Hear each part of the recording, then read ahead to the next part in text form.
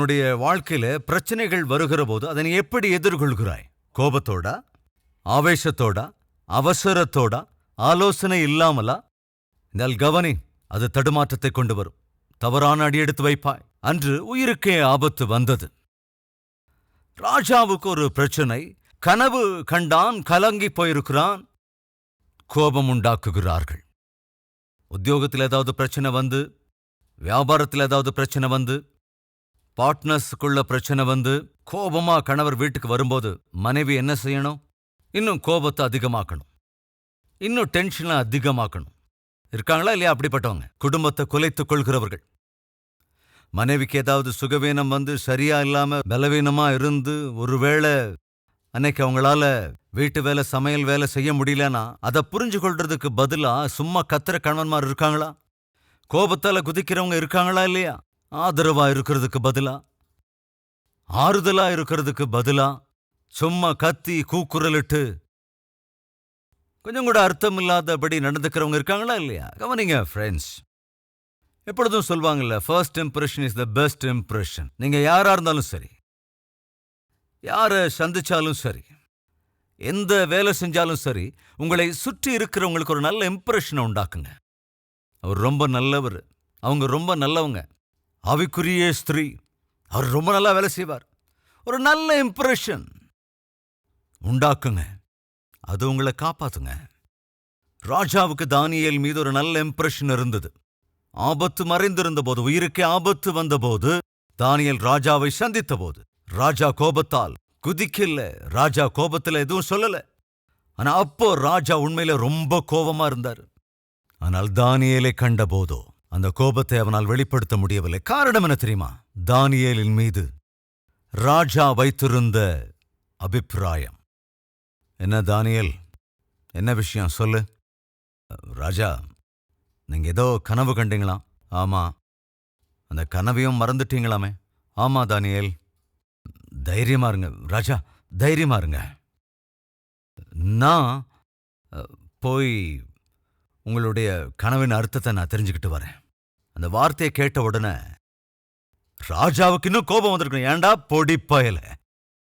யதார்த்தத்தில் தானியேலோட வயது ஏறக்குறைய ஒரு 20க்குள்ளதான், 20 years, 20 வயதுள்ளவனா இருந்திருப்பான். கிட்டத்தட்ட 20 years பாய். அப்படிப்பட்ட ஒரு பையன் ராஜா முன்னால போய் நின்னு சொல்றான், நான் உங்க பிரச்சனைக்கு தீர்வு தர்றேன்னு. ஆனா அப்படி அவன் சொன்ன போது ராஜா கோபத்துல குதிக்கலங்க. காரணம் என்ன? First impression. இந்த தேசத்தில் உள்ள ஞானிகள் எல்லோரை காட்டிலும் 10 மடங்கு இவர்கள் தெளிவுள்ளவர்கள், ஞானமுள்ளவர்கள் என்ற இம்ப்ரெஷன் அவர்களுக்கு இருந்த அந்த பரிசுத்தத்தினாலே, பக்குவத்தினாலே, பிரத்யேகத்துவத்தினாலே ராஜாவுக்குள்ளே அந்த இம்ப்ரெஷனை ஏற்படுத்தி இருந்தார்கள். எனக்கு கொஞ்சம் டைம் கொடுக்குறீங்களா ராஜா? உங்க பிரச்சனைக்கான தீர்வை கண்டுபிடிக்கிறதுக்கு. வழிகள் எல்லாம் அடைக்கப்பட்டிருந்தது, ஒரே ஒரு வழியை தவிர.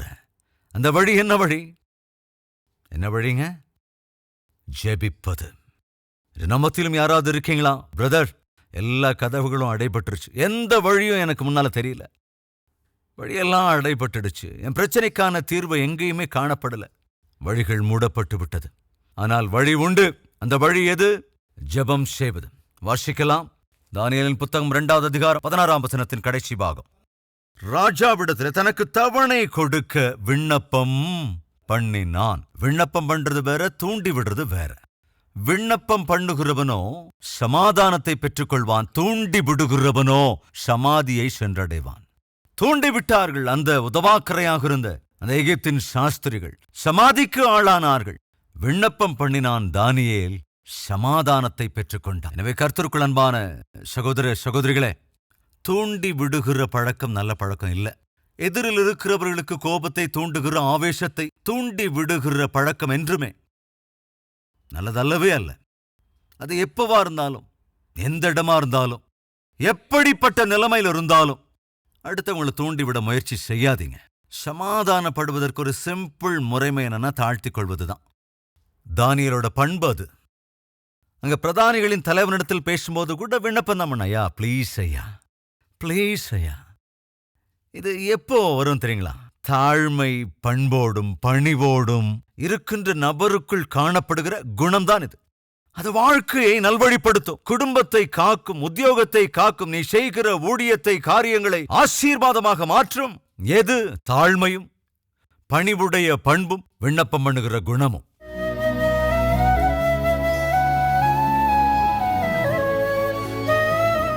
பரிசுத்தமுள்ள பிதாவே, தெளிவாய் திட்டவட்டமாய் இன்றும் எங்களோடு பேசியதற்காக நன்றி ராஜா.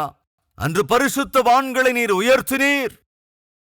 எல்லா வழிகளும் அடைபட்டு போன போது, ஆசையெல்லாம் நிராசையாகி போன போது, ஆண்டவரே, உம்முடைய பிள்ளைகள் உம்மிடத்தில் ஜெபித்தார்கள். அவர்கள் ஜெபத்தின் பிரதிபலனாக அவர்களுக்கு பதிலளித்தீர். அற்புதங்களை நடப்பித்தீர். உயிர் போயிருக்க வேண்டியவர்களை எல்லாம் காப்பாற்றினீர். ஆண்டவரே, எப்பொழுதும் எங்களுடைய விண்ணப்பங்களுக்கு செவிசாயுங்கப்பா. யார் யாருடைய வாழ்க்கையில் வழிகளெல்லாம் அடைபட்டிருக்கிறதோ, யாரெல்லாம் பிரச்சனைகளிலே உழன்று கொண்டிருக்கிறார்களோ, யாரெல்லாம் கண்ணீரின் பள்ளத்தாக்கின் மத்தியிலே கடந்து கொண்டிருக்கிறார்களோ, யாருடைய குடும்பம் எல்லாம் குலைந்து போகும் நிலையில் இருக்கிறதோ, ஆண்டவரே, இந்த வேளையில் செய்கிற ஜெபத்தை கேட்டு வேலையில்லா பிரச்சனையினாலே, பொருளாதார பிரச்சனைகளினாலே, ஆரோக்கிய குறைவினாலே, ஆபத்துக்களாலே, அபாயங்களினாலே, ஆண்டவரே, நம்முடைய சன்னதியில் யாரெல்லாம் விண்ணப்பித்து முறையிடுகிறார்களோ அவர்களுக்கு பதில் அளிங்க ராஜா. பதில் அருளுகிற தேவன் நீர் அல்லவோ.